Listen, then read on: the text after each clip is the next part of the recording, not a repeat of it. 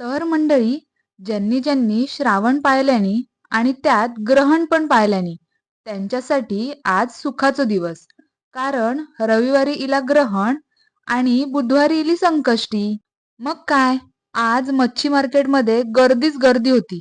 आम्ही पण भाजूसाठी घेतलं सरंगो आणि सारासाठी घेतलं बांगडो. ता कसा, बांगड्याचा सार किंवा टिकला मस्त लागता. तुमका सारात खयचो मासो आवडता माका कमेंट मध्ये नक्की सांगा. आज मार्केटात ना जास्त मासे पण इले नव्हते. यो बारकोसो सरंगो मिळालो. काय काय जण हे का हलवो पण म्हणतात. 10 प्रकारचे मसाले लावलंय आणि मासो कुरकुरीत भाजून घेतलंय. आणि कसा, एवढ्या दिवसांनी मासे खाण्याचा सुख फक्त कोकणी माणसाकच कळतला. तुमका खोटा वाटात, पण शुक्रवारी काय खातलं ह्याची तयारी मी 2 दिवस आधीच करून ठेवलेलं आहे.